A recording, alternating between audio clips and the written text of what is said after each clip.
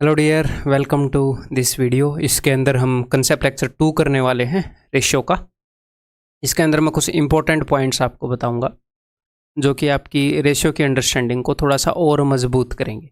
ये important points हैं, ये ऐसे पॉइंट्स हैं कि आपको दिखेंगे नहीं जब इनके ऊपर क्वेश्चन आएगा, अगर आप ध्यान से नहीं देखोगे तो। ठीक है, मिस्टर इंडिया ये घड़ी नहीं पहनते, ये दिखेंगे नहीं। अगर आप ध्यान से देखोगे तो आपको ये नज़र भी आएंगे, टेंशन मत लो। ठीक है, तो हमेशा की तरह अवेयर होकर ये वीडियो आपने देखनी है। ठीक है, तो चलिए जी स्टार्ट करते हैं। अपना पेन और नोटबुक ले आओ। छोटे छोटे पॉइंट्स की कलेक्शन है रेशियो के रिगार्डिंग। कुछ इजी हैं, कुछ थोड़े से ट्रिकी भी हैं, थोड़े से कंसेप्चुअल भी हैं। ठीक है, तो वो सारे पॉइंट मैं यहाँ पर आपको बताऊंगा। तो अगर आप इनका नोट्स बनाना चाहोगे, इन ये जो पॉइंट्स हैं इनका नोट्स बनाना थोड़ा सा मुश्किल होगा, तो उसके लिए आपको क्या करना पड़ेगा, एक या दो क्वेश्चन लिखने पड़ेंगे, तब आप इनके नोट्स बना पाओगे। ठीक है, इनको अगर आपने, मैं ये बोलता हूँ ना कि क्वेश्चन के नोट्स नहीं बनाने, कंसेप्ट के नोट्स बनाने हैं, तो अगर इन इंपॉर्टेंट पॉइंट्स के नोट्स बनाओगे तो फॉर एग्जांपल एक या दो क्वेश्चन लिखने पड़ेंगे कि आप क्या कहना चाह रहे हो, वो नोट्स के अंदर उतारोगे तो क्वेश्चन के थ्रू उतारना। ठीक है, तो ये देखो भाई, सबसे पहला बहुत ही आसान point, if 3a is equal to 2b is equal to 4c then a is to b is to c। ठीक है, अगर इस फॉर्म में हमें चीज़ें दी जाएं, वेरिएबल्स दिए जाएं, तो उनका रेशियो निकालना हो तो हम कैसे निकालेंगे। तो सबसे पहला तरीका क्या है, सबसे पहला तरीका है यहाँ पर ये जो नंबर्स है ना, इनका एलसीएम लो। 3, 2 और 4, इनका एलसीएम लो और उससे डिवाइड कर दो तीनों को। बिकॉज रेशियो के अंदर अगर हम तीनों चीज़ों को डिवाइड करें तो कोई फ़र्क नहीं पड़ेगा, है ना। अगर मैं ये बोल रहा हूँ कि x is equal to y, तो मैं ये भी बोल सकता हूँ x/2 is equal to y/2। मैंने 2 से डिवाइड कर दिया दोनों से, ना। तो यहाँ पर 4, 2 और 3 एलसीएम क्या होएगा, 4, 2 और 3 का 12। तो 12 से डिवाइड कर देते हैं, तो 3a upon 12 is equal to 2b upon 12 is equal to 4c upon 12। LCM मैंने इसलिए लिया ताकि मैं इन सबसे काट पाऊँ। 3 चौके 12, 2 छिके 12, 4 दिए 12। ठीक है, तो अब मेरे पास आ गया a/4 is equal to b/6 is equal to c/3। ये तीनों वैल्यूज़ आपस में इक्वल हैं, तो इनको मैं k के इक्वल मान लेता हूँ। कई बंदे बोलते हैं x से करा रहे हो, तो चलो k मान लेते हैं, x नहीं लेते। ठीक है, तो a/4, अब इन दोनों को इक्वेट करो। a/4 is equal to k, तो a is equal to 4k, b/6 is equal to k, तो b is equal to 6k, and c/3 is equal to k, तो c is equal to 3k। अब अगर आप a is to b is to c निकालोगे, मेरे भाई ये हो गया 4k is to 6k is to 3k। ठीक है, तो बिकॉज हमने रेशियो निकालना है तो k से तो ये कट ही जाएंगे। तो ए बी सी का रेशियो क्या आएगा, 4 इज टू 6 इज टू 3। तो ये पूरी बेसिक अंडरस्टैंडिंग है कि कैसे हम रेशियो निकाल सकते हैं। अब इसी चीज़ को हम शॉर्ट करेंगे डायरेक्टली, एक स्टेप के अंदर आप कैसे निकाल सकते हो। तो इसी चीज़ को शॉर्ट करने के लिए हमने करना क्या है, 4, 2 और 3 यहाँ पर जो नंबर है उनका एलसीएम हमने निकाल लिया। तो मन ही मन में आपने ऐसे नीचे 12 रखना है, मन में ऐसे प्रैक्टिकली लिख के नहीं रखना। तो 3 से ये जाएगा 4 पर, तो यहाँ पर ए बी और सी का रेशियो आपके सामने अपने आप आ जाएगा पहले ही स्टेप में। आपने मन ही मन में 12 देखा इनका एलसीएम, तो 3 चौके 12 रेशियो, 2 छिके 12 रेशियो, 4 दिए 12, 4 इज टू 6 इज टू 3। यानी कि यहाँ पर एक और बात मैं आपको बताना चाहूँगा कि जब हमें चीज़ें इस फॉर्मेट में मिल जाए ना, इस फॉर्मेट में a/4 b/6 c/3, इसका मतलब ये होता है कि ये a b और c का रेशियो है। a अगर 4 यूनिट है तो b 6 यूनिट है तो c 3 यूनिट है। अगर मैं आपको ये बताऊं कि x/2 is equal to y/17 is equal to z/13, इसका मतलब x y और z का रेशियो है 2:17:13, जब चीज़ें हमें इस फॉर्मेट में मिल जाएं तो। ठीक है, तो हमने इनका रेशियो निकालना है, तो सिंपली क्या करना होगा, इन तीनों नंबर्स के जो भी यहाँ पर नंबर लिखे हुए हैं उनके एलसीएम से सिर्फ डिवाइड करना है, हमारे सामने रेशियो होएगा। क्लियर है जी। ठीक है, एक और चीज़ मैंने आपको एक बतानी थी छोटी सी, अभी ध्यान में थी, क्या बताना चाह रहा था एक बार, let me think. 3 2b 4c, वो इनवर्स वाला तो मैं बता ही दूंगा, वो तो ध्यान है ही। एक और छोटी सी चीज़ आई थी, चलो छोड़ो, थोड़ी देर में आ जाएगी। ठीक है, दूसरी चीज़ मैं आपको क्या बताना चाह रहा था, दूसरी चीज़ मैं आपको ये बताना चाह रहा था कि अगर 3A is equal to 2B is equal to 4C, तो यहाँ पर मैं क्या बोल सकता हूँ, if 3A is equal to 2B is equal to 4C, ठीक है। तो इसको मैं लिख सकता हूँ डायरेक्टली, मैं A ratio B ratio C लिख सकता हूँ। अगर A का कुछ गुणा करके, B का कुछ गुणा करके, C का कुछ गुणा करके अगर इक्वेट कर रखा है, तो A का जो भी कोफिशिएंट है, ये यहाँ पर 3/1 है एक्चुअल में। जो 2 होता है वो 2/1 होता है, जो 4 होता है वो 4/1 होता है।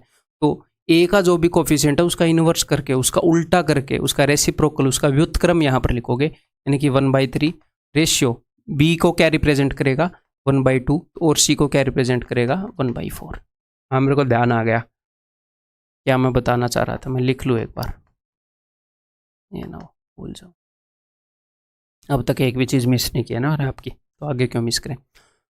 तो A ratio B ratio C 1/3 1/2 1/4 जो भी इनके कोफिशिएंट है। तो अब अगर 1/3 1/2 1/4 ऐसे हो गए, और इस रेशियोज को, रेशियो हमेशा कैसे होता है, रेशियो कभी भी फ्रैक्शन में नहीं होता। एक स्टैंडर्ड प्रैक्टिस है कि भाई रेशियो को हमेशा फ्रैक्शन में नहीं लिखना, इंटीजर में लिखना है, पॉइंट में भी नहीं लिखना। तो अब आप ABC का रेशियो निकालोगे तो इसको किससे मल्टीप्लाई करोगे, 4 3 और 2 से डिवाइड होने वाली संख्या से, यानी कि इनके एलसीएम से 12 से। तो 3 चौके 12, 2 छिक्के 12, 4 तिये 12, 4:6:3।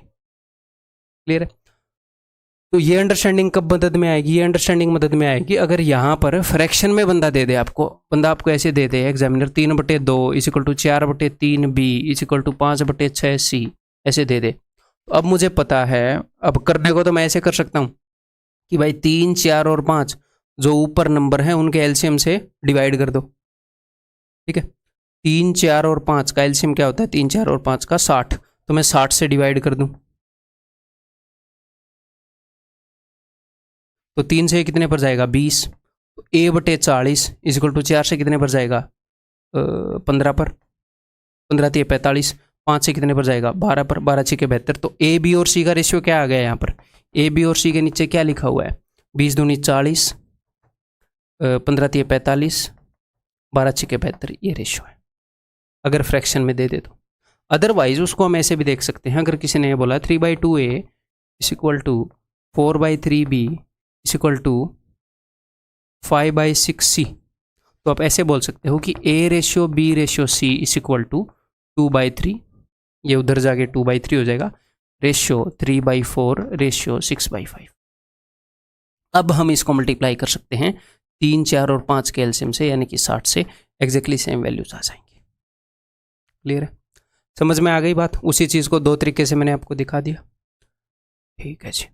अब दूसरा मैं क्या बोल रहा था, दूसरा मैं ये बोल रहा था कि मान लो आपके सामने ऐसे लिखा हुआ है कि भाई 3A is equal to 2B is equal to 4C, तो ज़रूरी नहीं है कि 3 2 और 4 के एलसीएम से डिवाइड करना है, ज़रूरी नहीं है।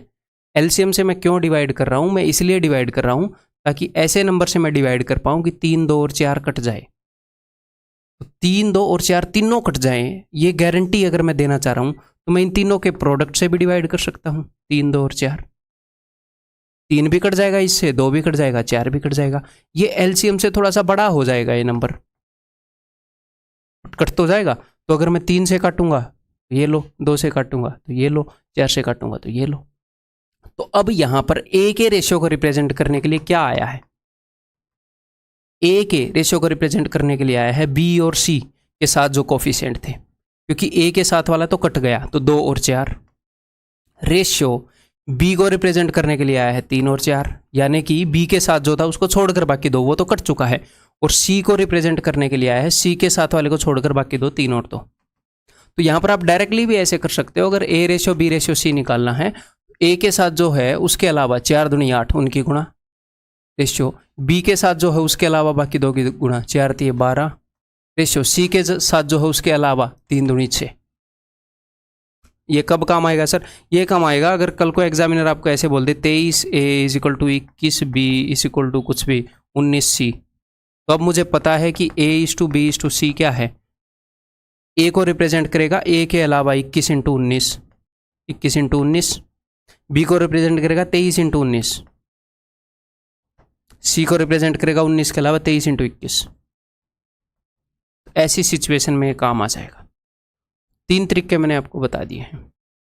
एक, सारे नंबर्स को इनके नीचे ले आओ, ऐसे नंबर से डिवाइड कर दो। 2 राइट साइड में ले जाओ, इसका रेसिप्रोकल लिख दो। तीसरा बाकी 2 की गुणा। तीनों के नोट्स बना सकते हो, एक ही क्वेश्चन से करवा दिया आपको। और ये मेंटली कर सकते हैं इस क्वेश्चन को। अब तक मैंने ऑप्शन मार्क नहीं किया, आप देखो मेंटली करते हैं। तो भाई 12 से मोस्ट प्रोबेबली अगर नंबर छोटे हैं तो हम कोशिश करेंगे एलसीएम से डिवाइड करें, वो बेस्ट है। 12 से डिवाइड करूंगा,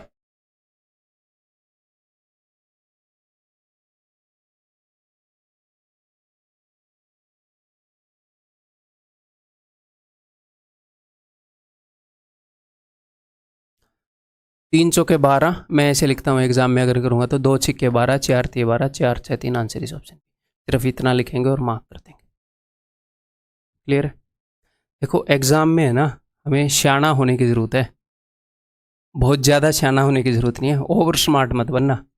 कई बच्चे स्टेप्स को बिल्कुल ही एक्स्ट्रा स्किप करने के चक्कर में सोचते हैं डायरेक्ट मैं ऑप्शन मार्क कर दूं तो क्या होता है, मान लो ये तो बहुत ही ईजी क्वेश्चन है, क्या होगा, सिली मिस्टेक होने के चांसेस बढ़ जाएंगे। तो हमने स्टेप्स स्किप करनी है, लेकिन इतनी स्किप करनी है कि टाइम भी बचे और एक्यूरेसी भी मेंटेन हो। दोनों चीज़ों को लेकर चलना है ना, भैया टाइम भी सेव करना है, प्लस जो क्वेश्चन है वो ठीक भी होना चाहिए। टाइम सेव होगा तो ज़्यादा क्वेश्चन कर पाएंगे, एक्यूरेसी होगी तो ज़्यादा क्वेश्चन के नंबर मिल पाएंगे। किसी भी एक के साथ कंप्रोमाइज़ नहीं कर सकते। अगर एक्यूरेसी बहुत आई है बट बहुत मंदे मंदे कर रहे हो, सिलेक्शन नहीं होएगा। टाइम ज़बरदस्त सेव कर रहे हो बट आधे क्वेश्चन में सिली मिस्टेक कर दे रहे हो, सिलेक्शन नहीं होएगा। दोनों का बैलेंस चाहिए, दोनों नहीं चाहिए, दोनों का बैलेंस चाहिए। दोनों मीठे मीठे चाहिए, टेंशन नहीं लेनी। प्रैक्टिस करोगे तो दोनों आ जाएंगे। तो दोनों चीज़ों का ध्यान रखना है। इन चक्करों में नहीं पड़ना। मतलब आजकल दिमाग के अंदर ये घुसाने के लिए बहुत है यूट्यूब के ऊपर की कट थ्रोट कंपटीशन है, ये है वो है, जैसे चाकू लेके खड़ा रहता है वहाँ पर बंदा कि गलत करते ही काट दूंगा। प्रैक्टिस करने वाले के लिए किसी भी पेपर के अंदर एक सीट पक्की रहती है, वो टेंशन मत लो। तो भाई if 2a = 3b = 4c = 5d, तो उसी टाइप का क्वेश्चन है जो हमने किया। तो अब हम क्या करेंगे, देखो 5 4 3 2, इनका एलसीएम क्या होएगा जी, 5 3 15 चौके 60। 60 से मैं सभी को डिवाइड करूंगा तो मुझे डायरेक्टली दिख रहा है कि a ratio b ratio c ratio d क्या होएगा। अगर मैं 60 से सबको डिवाइड करूंगा तो 2 से 2 3 60, 30, 3 से 20 पर, 4 से 15 पर और 5 से 12 पर। 30 20 15 12, गड़बड़ी कर दी। 30 20 15 12 नहीं है यहाँ पर, क्या मतलब है। 5 से 15 चौके 60, 30 20 15 12, दिख क्यों नहीं रहा भाई, अलग ही दुनिया चल रही है। चलो यहाँ पर हम क्या करेंगे, 30 20 इसको हम बना देंगे 20, ठीक है। ऑप्शन सी को हम उत्तर मान लेंगे, ऑप्शन सी। तो कंसेप्ट समझ में आ गया। ये देखो 2/3a = 3/4b = 4/5c। तो आपको डायरेक्टली ए बी सी का रेशियो बताना है, तो आपको डायरेक्टली दिख रहा है क्या कि ए को रिप्रेजेंट करेगा 3/2 रेशियो, इसका रिवर्स बी को रिप्रेजेंट करेगा 4/3 रेशियो, सी को रिप्रेजेंट करेगा 5/4। तो अब देख लो किस चीज़ से मल्टीप्लाई करना है, 4 3 और 2 के एलसीएम से मल्टीप्लाई करना है, यानी कि गुणा में 12। तो 2 छिक्के 12, 6 तिये 18, 3 चौके 12, 4 चौके 16, 4 तिये 12, 3 पंजे 15, 18 16 15, that will be your answer, option. ठीक है, बहुत ही सिंपल है। ये बताओ जी। अब ये नेक्स्ट पॉइंट मैं आपके सामने लेकर आया हूँ, एक पॉइंट क्लियर हो गया अपना। नेक्स्ट पॉइंट, और एक और छोटा सा पॉइंट यहाँ पर बता ही देता हूँ। अगर सिर्फ वो आपको 2 दे कि 3a = 4b, तो अब a और b का रेशियो क्या होएगा, तो a और b का रेशियो हो जाएगा 4:3। इनको जस्ट पलट दो, क्यों, क्योंकि b को इधर नीचे लेकर आओ, जो b के पास है वो a के सामने हो जाएगा, जो a के पास है वो b के सामने हो जाएगा। अगर सिर्फ 2 दे तो इनको पलट दो, सिंपल सी बात है। ठीक है, बाकी मेथड वही है। तो 2 दे तो एटलीस्ट इतना तो पता होना चाहिए कि हम जल्दी कर सकते हैं।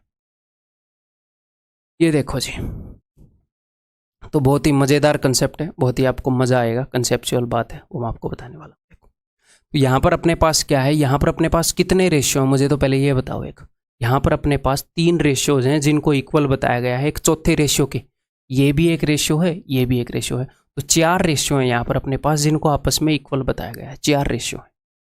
इसने क्या बताया है कि ए बाई बी का रेशियो भी 2:3 है, सी बाई डी का रेशियो भी 2:3 है, ई बाई एफ का रेशियो भी 2:3 है। ठीक, क्लियर है जी।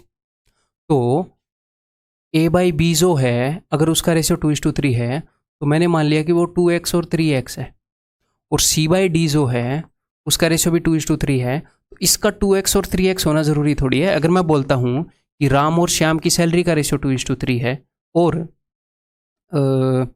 अनुज और बनुज की सैलरी का रेशियो 2:3 है, तो इसका मतलब ये थोड़ी है, और मैं बोल दूं कि राम की सैलरी 200 है तो आपको श्याम की सैलरी का तो पता लग जाएगा, क्योंकि मैंने राम और श्याम का कंपैरिजन बता रखा है।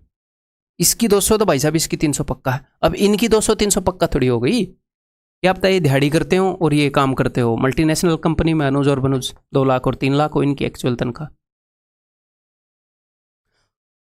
एक रेशियो का जो मल्टीप्लाइंग फैक्टर है वो दूसरे रेशियो का मल्टीप्लाइंग फैक्टर होना जरूरी नहीं है। ये थोड़ी है कि यहाँ पर भी 2x 3x आएगा, यहाँ पर 2y और 3y हो सकता है सेम भी हो, एंड में x और y सेम भी निकला है, लेकिन स्टार्टिंग में आप तो नहीं मान सकते ना। तो E बाई एफ भी 2:3 है, तो ये 2z और 3z होगा। ठीक है, क्लियर है जी। तो मल्टीप्लाइंग फैक्टर अलग अलग होंगे। 3 रेशियोज बता रखे हैं कि 3 मतलब 6 चीज़ें हैं, A B C D E F 6 values हैं, 2-2 का पेयर बना के बता रखा है कि उनका रेशियो बराबर है, तो भैया उनका मल्टीप्लाइंग फैक्टर डेफिनेटली अलग हो सकता है। ठीक, तो अब उसने पूछा है कि 3a और नीचे क्या है 3b, तो ऊपर क्या है 3a, तो इसको अगर 3 गुना करोगे तो 6x, आगे है 2c तो c का डबल यानी कि 4y, और आगे है 4e यानी कि 8z, और नीचे क्या है। अब कुछ बच्चों के दिमाग में ये आ रहा होगा सर डायरेक्टली वैल्यू पुट कर दो, क्यों दिमाग खराब कर रहे हो। एक तो इस तरह की रूड बातें दिमाग में नहीं लानी, टीचर हूँ मैं आपका। ठीक है, तो डायरेक्टली वैल्यू क्यों मैं पुट नहीं कर रहा आपको थोड़ी देर में पता लग जाएगा, इसको ध्यान से समझते रहो, जो भी बातें मैं बोल रहा हूँ उनको इंपॉर्टेंस दो। देन नीचे अपने पास है 3b, तो b की वैल्यू 3x है तो यानी कि 9x। ठीक है, 4y तो दिस 2d तो 2d यानी कि इसका डबल 6y। ठीक है, और 4f तो यानी कि 12z। ठीक है जी, अब क्या होएगा जी, उसने ये पूछा है तो अब ऊपर से कुछ कॉमन निकल सकता है, ऊपर से 2 कॉमन निकल सकता है, तो ऊपर से मैंने 2 कॉमन निकाला तो ये बच गया 2 3 6, 2 दूनी 4, 2 चौके ये जी। और नीचे से क्या कॉमन निकल सकता है, नीचे से 3 कॉमन निकल सकता है, और एग्जैक्टली सेम चीज़ बच गई जी। ठीक है, तो ऊपर वाली चीज़ से नीचे वाली चीज़ कैंसिल आउट हो जाएगी, और उत्तर क्या आ जाएगा, उत्तर आ जाएगा 2/3। 2/3 क्या वही चीज़ है जो यहाँ पर लिखी थी, तो हमें एक्चुअल में वैल्यू पुट करने की ज़रूरत भी नहीं है। यहाँ पर 2/3 है तो यहाँ पर भी 2/3 ही आएगा, लेकिन इसकी एक कंडीशन है। क्या कंडीशन है, अब मैं आपको बताता हूँ। ये हमेशा ऐसे कटेंगे नहीं कि 2/3 कॉमन निकला है और सारे कट गए, ये कटे हैं क्योंकि यहाँ पर एक स्पेशल केस हुआ है। क्या स्पेशल केस हुआ है, अब ध्यान से देखो, ए और बी का एक जोड़ा है, सी और डी का एक जोड़ा है, ई और एफ का एक जोड़ा है। इस जोड़े के अंदर जो 2 चीजें हैं उन दोनों को इक्वली ट्रीट किया गया है। जैसे कि यहां पर 3 है तो यहां पर भी 3 है। बताओ किया गया है कि नहीं किया गया। आप बोलोगे जी हाँ। सी और डी को इक्वली ट्रीट किया गया है। आप बोलोगे जी हाँ किया तो गया है। सी का कोफिशिएंट भी 2 है, डी का कोफिशिएंट भी 2 है। सी और डी को इक्वली ट्रीट करना है, ई और एफ को इक्वली ट्रीट करना है, इन दोनों के साथ बराबर काम करना है। हो सकता है यहाँ पर -4 और -4 हो तो भी इक्वली ट्रीटमेंट मानेंगे। अगर एक जगह माइनस है एक जगह प्लस है तो इक्वल नहीं है, माइनस और प्लस इक्वल नहीं है। इतना तो आपको पता होगा ना, बचपन से अब तक पता लग गया होगा, है ना। तो इसके साथ 4 से गुणा किया तो इसके साथ भी 4 से गुणा किया, ये भी +4 है, इसका कोफिशिएंट इसका कोफिशिएंट भी +4 है। अगर हर एक जोड़े के अंदर, हर एक पेयर के अंदर रेशो के जो पेयर्स हैं उनमें हर एक को इक्वली ट्रीट किया गया है तो क्या होगा, ये आंसर बदलेगा ही नहीं।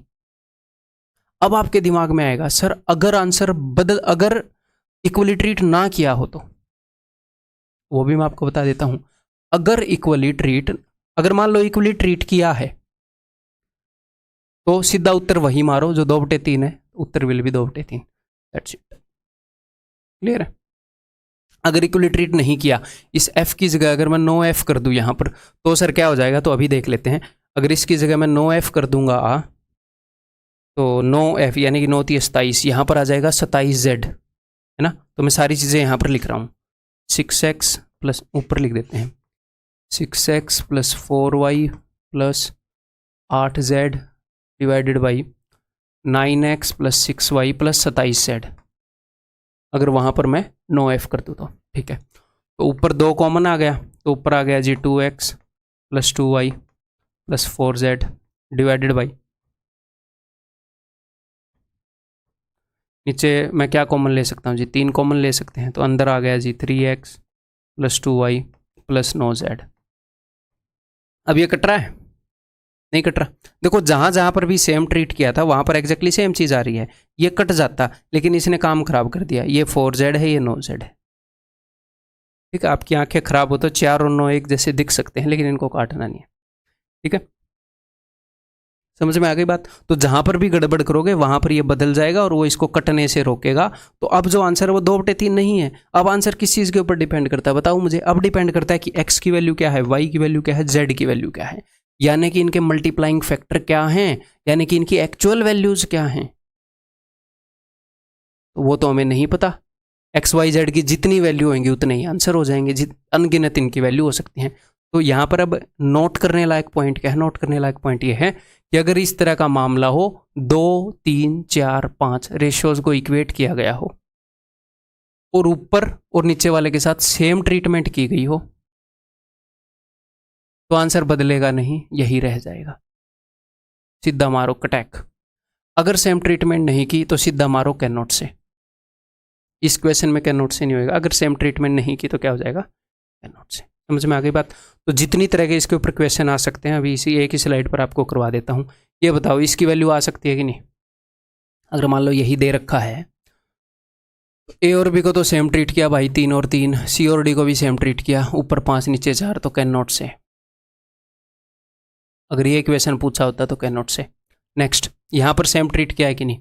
7, 7, 2, 2, 4, 4। कई बच्चों को लगेगा ये सेम है, ये माइनस है, ये प्लस है, ठीक है। तो ये अलग अलग होते हैं। यहाँ पर कोफिशिएंट -4 है, यहाँ पर कोफिशिएंट +4 है, तो answer will B can't say. थोड़ी देर पहले बताया था आपको। अब यहाँ पर सेम ट्रीट किया है कि नहीं? यहाँ पर a², देखो अब यहाँ पर उसने क्या किया, उसने इनका स्क्वायर कर दिया, a² b² c² d²। तो यहाँ पर जितनी पावर आप चढ़ाओगे ना, जितनी पावर आप चढ़ाओगे 2/3 के ऊपर उतनी ही पावर चढ़ जाएगी, उतनी ही पावर चढ़ जाएगी। तो पावर अगर चढ़ा दी तो टेंशन नहीं लेनी, लेकिन पावर चढ़ाने के बाद कोफिशिएंट देखो सेम है कि नहीं। ए और बी का 13, 13, सी और डी का -20, -20, ई और एफ का 4 और 4। तो कोफिशिएंट तो सर सेम है, एग्जैक्टली सेम ट्रीट किया है, तो कोई दिक्कत नहीं है, उत्तर आ जाएगा, उत्तर वही होगा। लेकिन पावर चढ़ाई है तो बस उत्तर के ऊपर पावर चढ़ा के बताओ। पावर 2 चढ़ाई है तो उत्तर हो जाएगा 4/9। अगर पावर चढ़ा दी और अलग अलग ट्रीट कर दिया कैन नॉट से, अलग अलग ट्रीटमेंट तो चाहिए ही नहीं, पावर चढ़ा दी वो कोई दिक्कत नहीं है। पावर 2 कर दी, पावर 3 कर दी, हम वही पावर चढ़ाकर उत्तर मार देंगे, ठीक है। मान लो ये पूछ लिया, ए और बी को सेम ट्रीट किया जी, सी और डी को जी, कोफिशिएंट सेम होना चाहिए, कोफिशिएंट सेम है जी, पावर 3 चढ़ा दी, उससे हम बिल्कुल भी बुरा नहीं मानते, तो उत्तर आ जाएगा। मैं कहना क्या चाह रहा हूँ, अगर सेम ट्रीट किया है और पावर चढ़ा दी है, आप भले ही इनको 2x 3x 2y 3y 2z 3z मान के कर लो, पावर चढ़ा दी, तो उत्तर यहाँ पर 8/27 आ जाएगा, बाकी सब कुछ कट जाएगा। 8 और 27 कॉमन आएगा, इसके ब्रैकेट में जो होगा, इसके ब्रैकेट में जो होगा वो कट रहा होगा, अगर ट्रीटमेंट सेम की है, अगर कोफिशिएंट सेम है तो।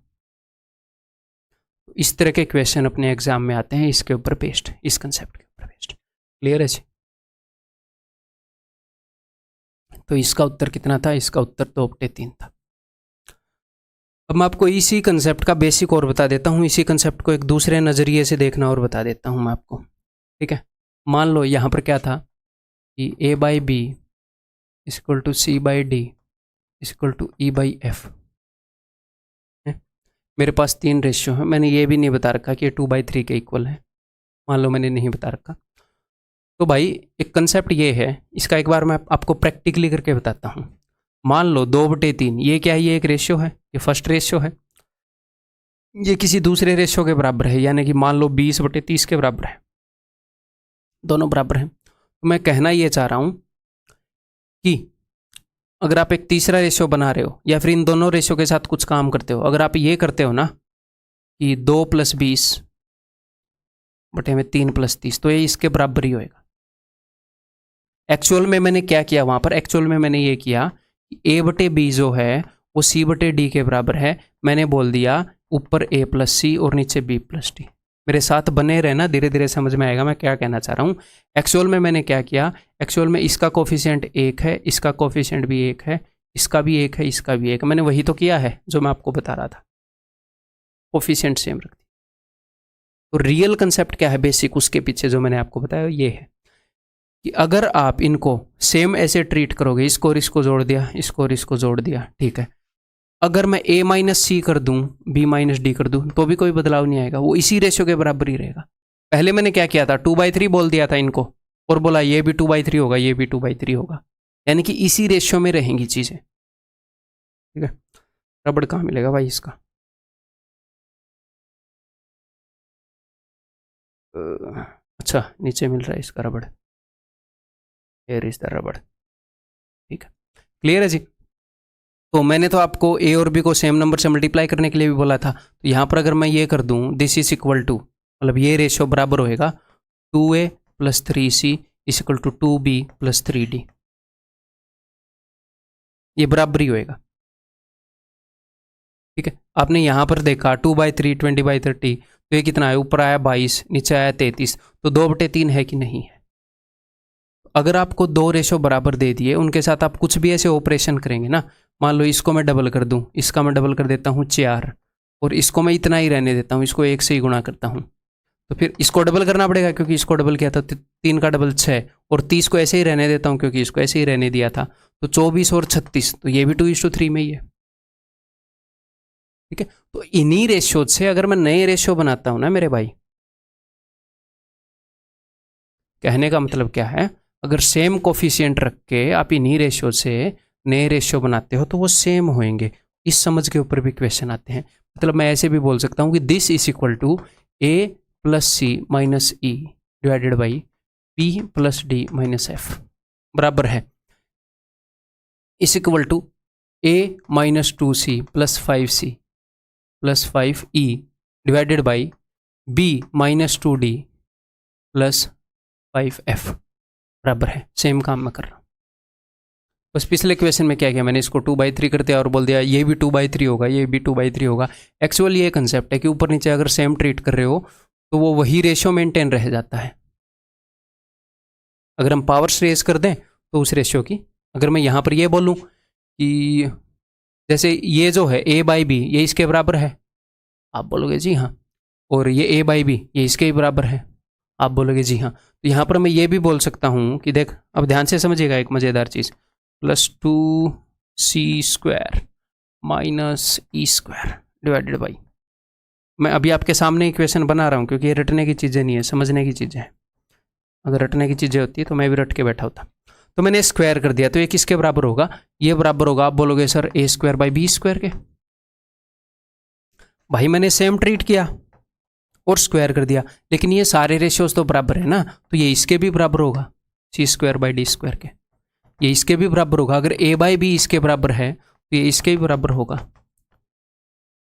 अब एक बात तो आपके समझ में आ गई होगी, क्या कि भाई साहब रटनी तो है नहीं, है कितनी कॉम्बिनेशन से रटोगे, रटनी नहीं है, बात समझ में आ गई ना आपके। अगर आपको कंसेप्ट लिखना है तो ये सेम चीज़ लिख लो, इसी से आप रिवाइज कर लेना। पूरा कंसेप्ट यहाँ पर एक क्वेश्चन के माध्यम से अलग एग्जाम्पल लेकर एक अलग सी सीट पर आपको बता दिया है। अब इसके ऊपर बेस्ड और क्वेश्चन जो आ सकते हैं वो करते हैं। अब ये देखो उसने क्या बताया है, उसने 3 रेशियोज को इक्वल बता दिया 2:3 के। जब उसने उसके बाद फिर उसने क्या किया, देखो P और Q के साथ सेम ट्रीटमेंट की कि नहीं, P को M से गुणा किया, Q को M से, R और S के साथ सेम किया, सेम कोफिशिएंट है, N है, N है, T और U का कोफिशिएंट सेम है, O है, O है, तो रेशियो सेम ही रहेगा, 2:3 रहेगा, खत्म कहानी, कुछ करना ही नहीं।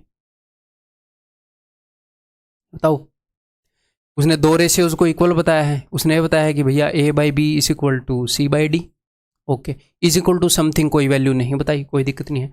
तो उसने a और b का कोफिशिएंट सेम रखा है कि नहीं रखा, m रखा है, सेम है। c और d का कोफिशिएंट +n रखा है, सेम है। तो रेशियो जो यहाँ पर था वही रहेगा, ये बदलेगा नहीं। तो अब उत्तर, अब ध्यान से सुनिएगा, अब मजा आएगा। उत्तर जो है वो A बटे B भी हो सकता है, उत्तर C बटे D भी हो सकता है। अच्छा, लेकिन इसने क्या पूछा, किसके बराबर नहीं होगा, तो इसके बराबर तो होगा, इसके बराबर तो होगा। उत्तर ये भी हो सकता है, अगर मैं इन दोनों को जोड़ूं, ये उत्तर ये भी हो सकता है, तो उत्तर तो भाई साहब इनफाइनाइट हो सकते हैं।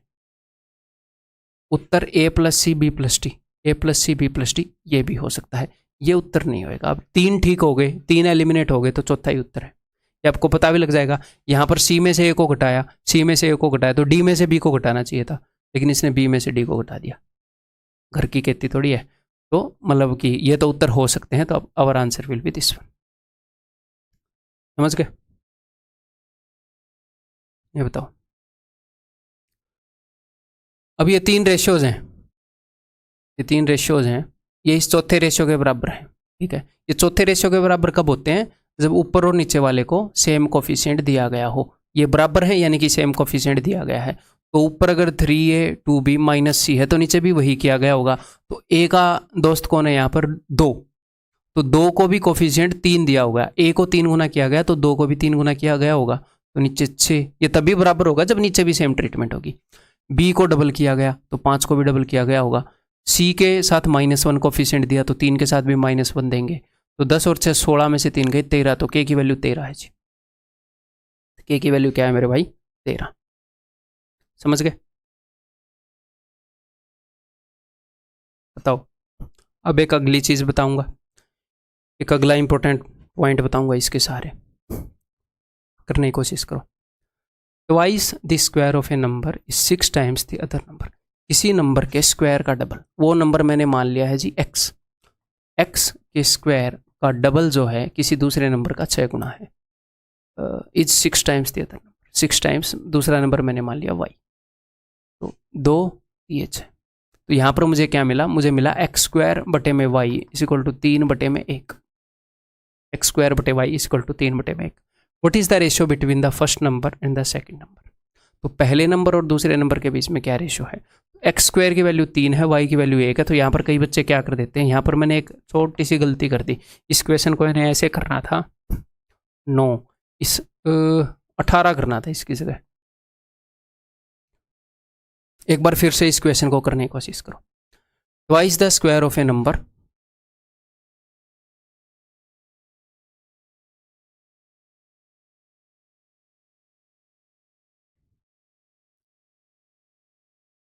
नो, यहाँ पर आपको क्या मिलेगा, x square by y is equal to 9:1। ठीक है, तो अब अगर मैं आपसे x/y पूछूं, तो कई बच्चे क्या करेंगे, एक्स स्क्वायर की वैल्यू 9 है, तो इसका मतलब x की वैल्यू 3 है और y की वैल्यू तो 1 है ही, तो आंसर हो जाएगा 3:1, 3:1 मार देंगे, जो कि गलत है। अब आप बोलोगे सर गलत क्यों है, देखो आपको एक्स स्क्वायर और y का रेशियो मिला है 9:1, इनका रेशियो मिला है, यानी कि ये 9a और ये 1a, ये ऐसे है। अगर एक्स स्क्वायर की वैल्यू 9a है, तो x की वैल्यू क्या होगी, x की वैल्यू 3 नहीं होगी, x की वैल्यू होगी 3√a। अंडर रूट लोगे ना तो a का भी अंडर रूट आएगा, और y की वैल्यू क्या होगी, y की वैल्यू होगी 1a। अब लेके दिखाओ रेशियो, लो ना, लो भाई, आया उत्तर, नहीं आया ना। तो मैं कहना क्या चाह रहा हूं, अब इस बात को सीधा सीधा बताता हूं, क्यों नहीं आ रहा उत्तर, क्यों नहीं कर सकते। देखो सीधा जो आपके एग्जाम में कंसेप्ट आएगा, अगर मैंने आपको x बाई वाई बता दिया ना कि x बाई वाई 4:9 है सपोज, तो if x by y is equal to 4:9, तो मैं आपसे पूछ सकता हूं कि x square by y square क्या है, आप बता सकते हो। आप करोगे क्या, आप इधर भी स्क्वायर कर दोगे, उधर भी स्क्वायर कर दोगे, आप बोलोगे सर उत्तर है 16:81, मैं बिल्कुल भी बुरा नहीं मानूंगा। फिर अगर मैं आपसे पूछूं कि भैया अंडर रूट एक्स और अंडर रूट वाई का रेशियो बताओ, तो आप बता दोगे, आप बोलोगे सर दोनों तरफ अंडर रूट ले लो, उत्तर आ जाएगा 2/3। ठीक है, अब अगर मैं आपसे पूछूं कि एक्स स्क्वायर बटे में वाई क्यूब का उत्तर बताओ, तो ये नहीं करना ना भाई, 4 की पावर 16 कर दी और 9 का क्यूब कर दिया जी 729, ये गलत हो जाएगा। क्यों, क्योंकि ऊपर और नीचे, या फिर जब भी आप ये आंसर निकाल रहे हो ना, तो मैथमेटिकल वे क्या है, जब भी आप ये आंसर निकाल रहे हो तो मैथमेटिकल तरीका है कि सर दोनों तरफ स्क्वायर कर दो, ये था मैथमेटिकल तरीका। यहां पर मैथमेटिकली हम क्या कर रहे थे, सर दोनों तरफ स्क्वायर रूट कर दो, अब जब मैं बोल रहा हूँ ऊपर पावर 2 कर दो, नीचे पावर 3 कर दो, तो बताओ निकाल पाओगे कि नहीं? क्या करूँ दोनों तरफ, बताओ? दोनों तरफ स्क्वायर करूँ या दोनों तरफ क्यूब करूँ? अगर मैं आपको ये बोल रहा हूँ कि x is equal to y, तो आप ऐसे बोल सकते हो x square is equal to y square, x cube is equal to y cube, x by two is equal to y by two. दोनों तरफ सेम चीज करनी पड़ेगी। तो क्या करोगे दोनों तरफ? ऐसा तो नहीं कर सकते कि ऊपर स्क्वायर आ जाए नीचे क्यूब आ जाए, ऐसा नहीं कर सकते। तो जब ऊपर और नीचे, जब किसी भी रेशियो में न्यूमरेटर किसी भी फ्रैक्शन में या डिनोमिनेटर की सेम पावर नहीं कर रखी, तो answer will B can not से, वो आ ही नहीं सकता। वो किस चीज़ पर डिपेंड करेगा? ये डिपेंड करेगा आपके मल्टीप्लाइंग फैक्टर पर। यहां पर ए पर डिपेंड कर रहा था। यहां पर एक्स बाई वाई हम क्यों नहीं निकाल पा रहे थे? क्योंकि आपने किया क्या? आपने ऊपर तो स्क्वायर रूट ले लिया और नीचे एज इट इज रहने दिया। तो ऊपर और नीचे आप या तो दोनों तरफ स्क्वायर करोगे या दोनों में स्क्वायर रूट करोगे, दोनों में क्यूब करोगे, दोनों में सेम चीज करोगे। अदरवाइज क्या होगा? ये जो मल्टीप्लाइंग फैक्टर है, ऊपर रूट ए आ जाएगा, नीचे ए आ जाएगा, वो कटेगा ही नहीं आंसर कैन नॉट से। तो जब ऊपर और नीचे अलग अलग पावर ले रखी हो तो answer will B can not से। समझ में आ गई बात? अगर मेरे पास ये दो चीजों का रेशियो है या तीन वैल्यूज का रेशियो है तो सेम पावर ले रखी हो, अब यहां पर वो क्वेश्चन कैसे देगा? इसके अंदर वो क्या दे रहा था कि तीन रेशियोज बराबर हैं, दो रेशियोज बराबर हैं। यहां पर वो सिर्फ आपको एक रेशियो देगा, एक रेशियो देगा इस टाइप से। उसने इस चीज का रेशियो दिया, एक रेशियो देगा इस टाइप से, और दूसरा रेशियो पूछ लेगा, एक रेशियो देखकर दूसरा पूछ लेगा। अगर सेम पावर चढ़ा रखी है तो उत्तर आ जाएगा, सेम पावर नहीं चढ़ा रखी तो कैन नॉट से आएगा। ठीक है, तो यहां पर आंसर क्या होगा? यहां पर आंसर होगा कैन नॉट से। ठीक है, ठीक है भाई, अब इसी क्वेश्चन को कर लेता हूं। तो उसने ये बोला था twice the square of a number is equal to 6 time the other number. तो अब हमें एक बात पता चली कि x square by y is equal to 3:1। तो अब इस भाई साहब ने हमसे पूछने की कोशिश की है एक्स बाई वाई, जो कि नहीं आ सकता। अगर ये पूछता हमसे x by under root y तो आता कि नहीं आता? मुझे एक बात बताओ। तो मैं न्यूमरेटर और डिनोमिनेटर दोनों को सेम पावर पर ही क्या करता? मुझे दोनों तरफ स्क्वायर रूट लेना है। अब दोनों तरफ सेम ही काम करना है जी। एक्स स्क्वायर का एक्स बन जाएगा, वाई का अंडर रूट वाई बन जाएगा। तो अब मैं निकाल सकता हूँ जी, अब कोई दिक्कत नहीं है भाई साहब, ये मैं बता सकता हूँ, क्योंकि ऊपर और नीचे मुझे सेम पावर करनी पड़ेगी। अगर वो मुझसे पूछ लेता x4/y², अब बता सकते हैं भाई साहब, क्योंकि दोनों तरफ स्क्वायर करने की जरूरत है जी, दोनों तरफ स्क्वायर करने की जरूरत है, तो उत्तर आ जाएगा 9:1। तो ये मैंने क्लियर कट अंडरस्टैंडिंग दे दी। थोड़ी सी और क्लियर करेंगे, टेंशन मत लो। ये लो, अगर बंदे ने x बाई वाई बता दिया कि 4/9 है और उसने x²/y पूछ लिया, तो बताओ दोनों तरफ क्या पावर रेज करूं कि ये उत्तर आ जाए?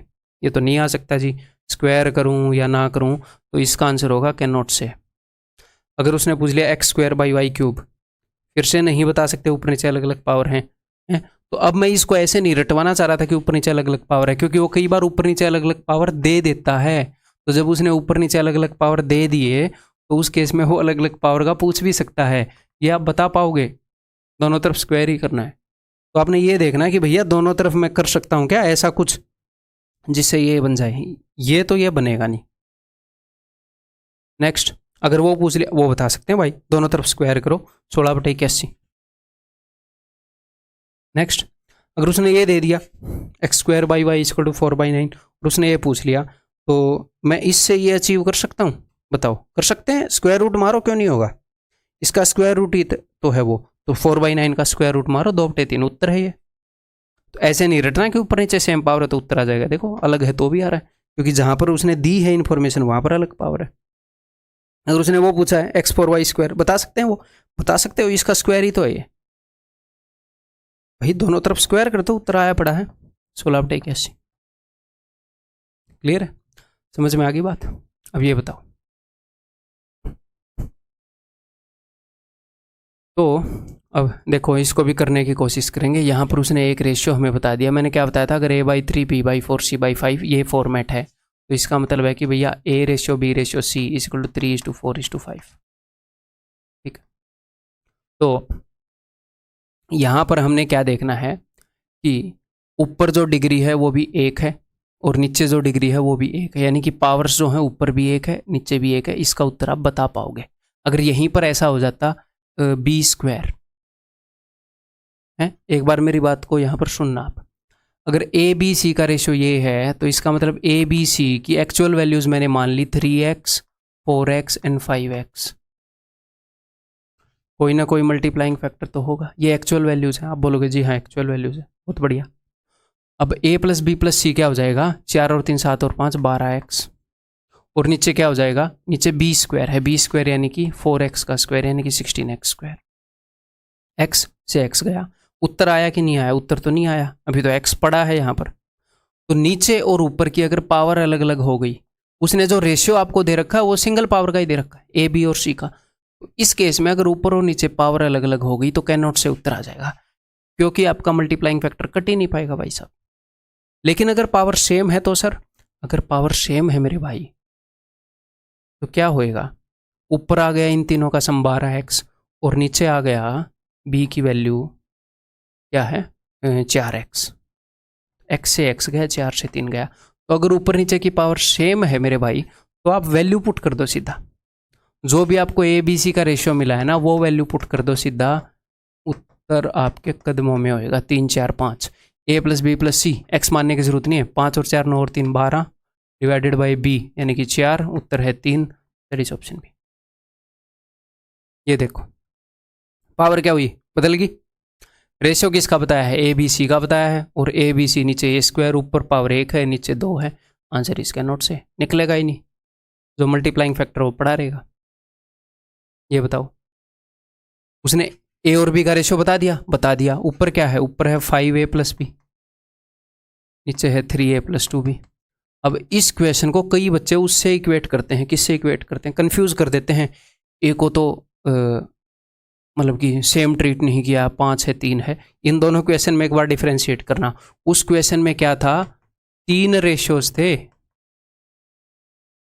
और वो किसी रेशियो के बराबर थे। हर एक रेशियो में जो पेयर थे उनको इक्वली ट्रीट करना था। यहां पर कितने रेशियो, ए की तो रेशियो है, ए और बी का ही रेशियो बता रखा और क्या कर रखा है, उसके साथ कंफ्यूज मत करना इसको। एक ही रेशियो बता रखा है ए और बी का, और फिर ये आपसे पूछ रखा है ऊपर और नीचे पावर सेम है, पावर तो सेम है। यहाँ ऐसा तो नहीं है ना कि ए स्क्वायर और बी स्क्वायर हो गया हो, तो पावर तो सेम है। तो 2 और 3 को यूज कर सकते हो, यहाँ पर आप 2 और 3 को यूज कर सकते हैं, तो कर लेते हैं। 5 दूनी 10 प्लस 3 3a यानी कि 3 दूनी 6 प्लस 2b यानी कि 2 3 6, तो 13/12 इज इक्वल टू ऑप्शन है। अगर कुछ थोड़ा सा भी कन्फ्यूज़न हो गया हो, वैसे तो कन्फ्यूज़न होने का यहाँ पर चांस नहीं है, बहुत ही प्यार से बता रहा हूँ, फिर भी हो गया हो तो टेंशन नहीं लेनी, एक बार और लेक्चर को देखोगे क्लियर हो जाएगा। ठीक है, अगर मान लो आपका मैथ्स का बेस जो है वो वीक है, एक आधी चीज़ें आपको रिपीट करनी पड़ सकती हैं। बहुत ज़्यादा वीक है तो बहुत ज़्यादा चीज़ें रिपीट करनी पड़ सकती है ना जी। क्लियर है, ये बात समझ में आ गई। अगर मैं यहीं पर ऐसे कर देता 5a square plus b square divided by 3a square plus 2b square, तो हम उत्तर दे पाते कि नहीं दे पाते, दे पाते। ऊपर भी स्क्वायर है नीचे भी स्क्वायर है, डिग्री सेम है, उत्तर आ जाता ऑप्शन से। ये ऑप्शन से नहीं, सॉरी, ये जो वैल्यूज़ हैं 2 और 3 ही पुट कर देते। अगर मैं थोड़ा सा ही बदल देता डिग्री को, ऐसे ऊपर डिग्री 2 है, नीचे यहाँ पर 2 है, यहाँ पर 1 है, अब उत्तर नहीं दे पाओगे, अब कैन नॉट से होएगा। और डिग्री 2 देने के कई तरीके हैं। अगर मैं यहाँ पर ऐसे दे देता 2ab, तो अब यहाँ पर भी 2 डिग्री आ गई। अब आप बोलोगे सर डिग्री 2 क्यों आ गई, क्योंकि a और b 2 टर्म आ गए ना भाई। यहाँ पर a और a 2 टर्म है, b और b 2 टर्म है, a और a 2 टर्म है, a और b 2 टर्म है। फिर भी ना समझ में आए तो कोई दिक्कत नहीं है। ये 2x है और ये 3x है। x यहाँ पर 2 बार आएगा, यहाँ पर x का स्क्वायर आएगा, 5 इंटू a का स्क्वायर 2x का स्क्वायर, x का स्क्वायर आएगा, यहाँ पर भी x का स्क्वायर आएगा, यहाँ पर भी x का स्क्वायर आएगा, यहाँ पर a और b 3 दूनी 6x स्क्वायर, यहाँ पर भी x का स्क्वायर आएगा। ये x स्क्वायर हर एक जगह से कट जाएगा, इसीलिए डिग्री सेम चाहिए ताकि x स्क्वायर x क्यूब ये कट जाए। यही प्रॉब्लम कर रहा है, ये नहीं कटा तो फिर कैन नॉट से हो जाए। तो इस तरह के क्वेश्चन में जब डिग्री सेम हो ऊपर नीचे तो इन्हीं वैल्यूज को पुट कर देंगे, उत्तर आ जाएगा। अगर डिग्री सेम ना हो तो कैन नॉट से उत्तर होगा। अगर डिग्री सेम ना हो फिर भी आपने वैल्यू पुट कर दी तो वो वैल्यू आपको ऑप्शन में मिलेगी, टेंशन मत लेना, लेकिन फिर आप गलत मार्क करके आ जाओ। ठीक है, तो कंसेप्ट क्लियर है, ये बताओ फिर। तो हमने बताना है जी x cube minus y cube divided by x cube plus y cube. ऊपर नीचे डिग्री सेम है तो यूज़ कर दो एग्जैक्टली सेम वैल्यू से, रेशियो वाली ही। तो 3 का क्यूब 27 माइनस 1 का क्यूब 1, 3 का क्यूब 27 प्लस 1 का क्यूब 1, 27 माइनस 1 26, 27 प्लस 1 28, तो 13/14 इज द आंसर। ठीक, क्लियर है, ये बताओ।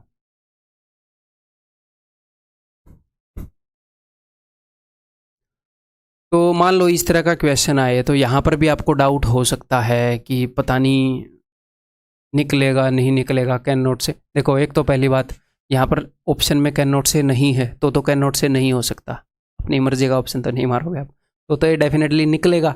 तो डायरेक्ट वैल्यू पुट करो उसके अंदर, खेल खत्म, निकल आएगा वो। अगर मान लो कैन नोट से हो और आपके मन में डाउट है कि पता नहीं निकलेगा कि नहीं निकलेगा, तो आप क्या करोगे उस वक्त आप, अब कंसेप्ट तो उस वक्त आप दोबारा से रिवाइज करोगे तो टाइम लगेगा। इनको 2x 3x 4x मान लो और निकाल दो। फिर a की जगह बिना टेंशन लिए 2x लिखो, b की जगह बिना टेंशन लिए 3x लिखो, ratio 3x 4x, ratio 4x 2x। ठीक है, x कट गया, इसका मतलब x पर तो कुछ डिपेंड कर नहीं रहा है ना। तो अब मैं हर एक को किससे मल्टीप्लाई कर दूंगा, हर एक को मैं मल्टीप्लाई करूंगा 12 से, ताकि डिनोमिनेटर में कुछ भी ना बचे। तो 3 चौके 12, 4 दूनी 8, 4 तिये 12, 3 तिये 9, 2 दूनी 4 24, 8 9 24। ये क्या हो गया भाई, गड़बड़ किया है कहा। c by a, c is equal to 4x, a is equal to 2x। 12 से मल्टीप्लाई करूँगा 24 ही आएगा, कोई नहीं, कोई दिक्कत नहीं। एक बार फिर से देख लेते हैं। a by B that is 2x by 3x, 3x by 4x, c by A 4x by 2x। 12 से मल्टीप्लाई, 3 4 दूनी 8, 4 3 ये 9, 2 24, 8 9, इसको कर लेते हैं जी 24। क्लियर है। अगर मैं यहीं पर ऐसे कर दूं, अब देखता हूं आपका दिमाग चलेगा कि नहीं।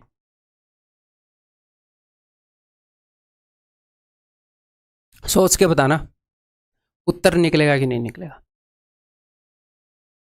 उत्तर निकलेगा इसमें, यूँ सोचना इसमें उत्तर नहीं निकलेगा। क्यों निकलेगा देखो, इसीलिए मैं आपको बेसिक चीज़ें समझा रहा हूँ। वैसे तो हो सकता है आपको खुद दिख गया हो, ये मत बोलना कि सर इसमें तो डिग्री अलग अलग है, ये अलग क्वेश्चन है, ये अलग क्वेश्चन है। यहाँ पर समथिंग के बीच में प्लस माइनस है, प्लस माइनस है, ऐसे करके है।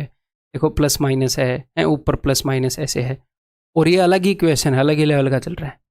वो प्लस माइनस नहीं है, ऐसे चीज़ें हैं, ये कट जाएंगी। कैसे देखना एक बार, तो इसीलिए मैं आपको बेसिक साथ साथ समझा रहा हूँ। देखो ए की जगह अब मैं 2x तो लिख सकता हूँ। अगर मैं 2 3 4 लिखूंगा ए बी सी की तरह, ए बी सी की जगह 2 3 4 लिखूंगा, तो जो उत्तर आएगा हमें पता नहीं वो ठीक है कि नहीं है। अगर मैं 2x 3x 4 लिखूंगा तो फॉर श्योर है, अगर उत्तर आ गया तो वही है। ठीक है, तो मैं ए की जगह लिख रहा हूँ 2x, बी की जगह मैं क्या लिख रहा हूँ पता नहीं है, मैंने आपको बताना चाहिए था कि नहीं, कन्फ्यूज ना हो गए हो आप। ठीक है चलो, जो सच्चाई है वो तो बतानी पड़ेगी ना। बी स्क्वायर यानी कि 9x square, ratio B is equal to 3x, C square is equal to 16x square, ratio C की वैल्यू है जी 4x, divided by A square यानी कि 4x स्क्वायर। तो इसमें होएगा क्या मेरे भाई, ये 3 रेशियो हैं तो इनको ऐसे भी तो आप काट सकते हो ना, ये लो वैसे, जब ए बटे बी बटे सी इस टाइप से है, निकल जाएगा ये। ठीक है, तो इसको जो भी है इसको आप सोल्व तो कर ही लोगे, हमें पता है। ठीक है, मल्टीप्लाई कर देंगे, किससे मल्टीप्लाई कर देंगे, 16 निम्मे 16 इंटू 9 से मल्टीप्लाई कर देंगे, जो भी उत्तर आ जाएगा। नेक्स्ट ये बताओ, हम अपने, देखो ये अपने एग्जाम में आज तक आया नहीं है, जस्ट आपको समझाने के लिए। क्या ये आ सकता है? डेफिनेटली आ सकता है, इसमें कोई भाई अलग से कुछ भी है नहीं इस क्वेश्चन में कि आउट ऑफ सिलेबस है, इसलिए अंडरस्टैंडिंग मैंने दे दी, 5 मिनट लगे। इस टाइप का मामला हो तो आप कैसे आंसर करो, इस टाइप के बहुत अब तक आए हैं। ये वही है, डिग्री ऊपर नीचे देखनी पड़ेगी आपको। तो ऊपर जो है आपको XYZ का रेशो दे दिया, अब ऊपर डिग्री स्क्वायर में है, नीचे डिग्री स्क्वायर में है, तो इसका मतलब हम 1 2 3 की वैल्यू पुट करेंगे और आंसर आ जाएगा, सिंपल है। तो मैं वैल्यू पुट कर रहा हूँ एक्स वाई और जेड की, 3 इंटू 1 3 -8 प्लस 9 चौके 36 1 प्लस 8 प्लस 9 9 और 8 17 और 1 18। अब यहाँ पर नीचे 18 देख के मत मारा करो, कई बच्चे ये करते हैं कि 18 टक 18, वो कई बार कट पिट रही होती हैं चीज़ें, हो सकता है एक और यहाँ पर ऑप्शन हो, मतलब ऊपर ऐसी चीज़ आए वो 2 से कट जाए, नीचे 9 आ रहा हो।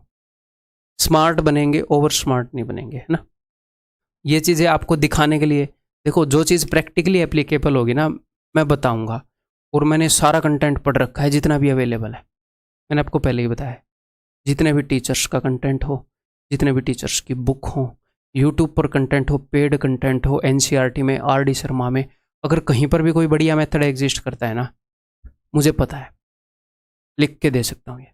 और मैं इन चीज़ों में अपडेटेड रहता हूँ, ये नहीं है कि मैंने एक बार कर लिया मैं आगे अपने आप को अपडेट नहीं करता, मैं अपडेटेड रहता हूँ, ठीक है, इन चीज़ों में।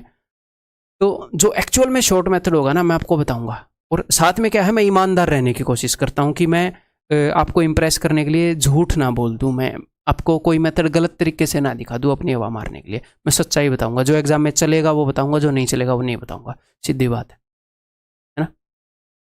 तो मैं आपके सामने ऐसा, अब मुझे पता है कि सी उत्तर है, मुझे पता है पहले ही, लेकिन मैं नहीं बोलूँगा 18 आ गया इसको मार दो, मुझे पता है मैं एग्जाम में होऊंगा तो मैं ऐसे नहीं करूंगा। क्यों? क्योंकि गड़बड़ी हो सकती है कहीं पर, यहाँ पर तो 31/18 आया, हो सकता है 30/18 होता, तो उत्तर क्या हो जाएगा भैया, 6 5 30 6 3 18। तो अगर मान लो आप 18 देख के मार दो, कहीं और पर 3 पड़ा है ना, तो भाई ये 39 - 8 31, दैट इज ऑप्शन सी, ठीक है। तो हमने ओवर स्मार्ट नहीं बनना, ऑफ कोर्स हम ऑप्शंस का यूज़ करते हैं, लेकिन जहाँ पर वो यूज़ करने लायक है वहाँ पर यूज़ करते हैं, हम यूनिट डिजिट का भी यूज़ करते हैं, हम कर रहे हैं साथ साथ, जहाँ पर जो चीज़ यूज़ करने लायक मैं वही आपको बता रहा हूँ। ये नहीं है कि पहले क्वेश्चन को सोल्व करके आ गए अब स्टूडेंट के सामने हवा मार दो, ये काम नहीं करूँगा मैं, ठीक है, वो भी एक तरह की मिसगाइडेंस ही होती है। 94 is divided into 2 parts in such a way that the 5th part of first and the 8th part of second। तो 5th part of the first, 94 को 2 पार्ट में डिवाइड किया, फर्स्ट पार्ट की वैल्यू है f और second part की मैंने मान ली s। तो 5th part of first, तो फर्स्ट का 1/5 और सेकंड का 1/8 आर इन रेशियो 3:4। अब जो मैंने आपको इंपॉर्टेंट पॉइंट्स बताए हैं उन्हीं को हम स्टेटमेंट में यूज़ कर रहे हैं ना, कि वो उन्हीं चीज़ों को कैसे स्टेटमेंट में यूज़ करेगा।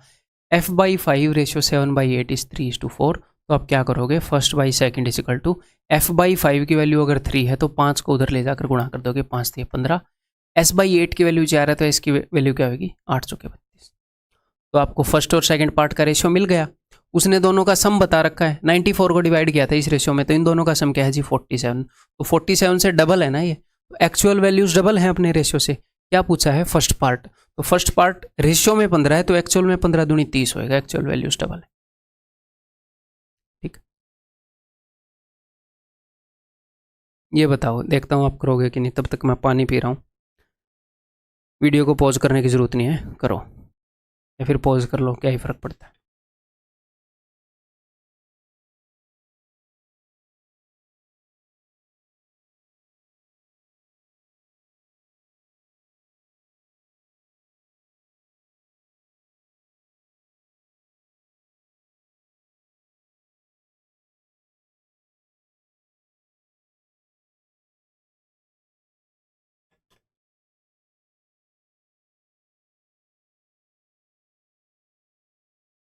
हेलो चलो जी, उम्मीद है कि आपने किया होगा ट्राई और कर लिया होगा क्वेश्चन को, भले ही आप टाइम लेकर करो, लेकिन क्वेश्चन को प्लीज़ मेरे से पहले कर लिया करो, कोशिश किया करो 70-80% क्वेश्चन को कर लो आप मेरे बताने से पहले, और सारे क्वेश्चन को कर ले रहे हो तो बहुत ही बढ़िया बात है। देखो जी, 3 persons A, B and C whose salaries together amount to this much, तीनों की सैलरी टोटल इतनी है, spend 80, 85 and 75% of their salaries, इतने इतने परसेंट अपनी सैलरी वो खर्च देते हैं। If their savings are in this ratio, अगर उनकी सेविंग्स इस रेशियो में है, तो किस चीज़ का रेशियो बताया है, सेविंग का, ठीक है जी। और जो इनकी सैलरी है ना, मैं ए की सैलरी को ए मान लेता हूँ, बी की सैलरी को बी और सी की सैलरी को सी, क्लियर है? तो ये किस चीज़ का रेशियो है? ये सेविंग का रेशियो है। ए की अगर सैलरी ए है, खर्च कितनी कर रहा है? खर्च कर रहा है 80%, तो बचा कितनी रहा होगा? 20%। तो ए की सेविंग क्या है? ए की सेविंग है ए की 20%, यानी कि ए की 1/5 ऑफ ए। तो ये ए की सेविंग है। ये क्या है? ये ए की सैलरी नहीं है, ये ए की सेविंग है। कई बार बच्चों को ऑफलाइन में डाउट होता है कि सर ये सेविंग है क्या? ए की सैलरी ए है और जो भी उसकी सैलरी है उसकी 1/5 उसकी सेविंग है, ये सेविंग है। बी की सेविंग कितनी है? जो भी उसकी सैलरी है उसकी 15%। अगर वो 85% खर्च रहा है तो 100 - 85 15% बचा रहा होगा। 15% यानी कि 15/100 या 3/20 ऑफ बी। और ये 25% बचा रहा है यानी कि 1/4 ऑफ सी। इनकी सेविंग्स का रेशियो क्या है? इनकी सेविंग्स का रेशियो है 8:9:10। और यहाँ पर आप परसेंटेज में भी लिख सकते थे, 20, 15, 25 वो भी लिख सकते थे, कोई दिक्कत नहीं, उनको काट सकते थे। बस परसेंटेज को 100 से डिवाइड करके फ्रैक्शन आ जाती है। ठीक है जी। तो अब ए बी सी का रेशियो क्या होएगा जी? ए बी सी का रेशियो होएगा, अगर 1/5 ऑफ ए की वैल्यू ये है तो ए की वैल्यू क्या होगी? 5 उधर जाएगा, 8 × 5 हो जाएगी 40 रेशियो। ये 20 उधर चला जाएगा, 20 में 180 रेशियो। ये 4 उधर चला जाएगा, सी की वैल्यू 40। अब ये कट रहा है, 20 से कट रहा है ना, और ये सी में आ गया। 20 दूनी 40, 20 में 180, 20 दूनी 40। अब किस चीज़ का रेशियो आया? अब यहाँ पर कई बच्चों को ये लगता है कि उनकी सेविंग का रेशियो आ गया। नहीं, ए की सैलरी क्या थी? ए। बी की सैलरी क्या थी? बी। तो ये ए बी सी का रेशियो है, तो ये उनकी सैलरी का रेशियो है। ये उनकी सैलरी का रेशियो। अगर ए की सैलरी 2 यूनिट है तो बी की सैलरी 9 यूनिट है, तो सी की सैलरी 2 यूनिट है। ठीक। क्या पूछा उसने? उसने बताया था कि सबकी सैलरी इतनी है, तो एक बार इनको जोड़ें, 9 और 2 11 और 2 13। ये 13 से डिवाइड नहीं हो रहा, 30 में ऐसे ही था। 4 दाही 40, 5 8 4। चलो ठीक है, हमें क्या है, ठीक है, नहीं कट रहा था, नहीं कट रहा। 9 और 4 13। 13 यूनिट की वैल्यू क्या है? 13 यूनिट की वैल्यू उतनी है, if the savings are in ratio then A की सैलरी। तो ए की सैलरी कितनी होगी? 2 यूनिट। 13 यूनिट की वैल्यू वो है। यार ये होना तो नहीं चाहिए।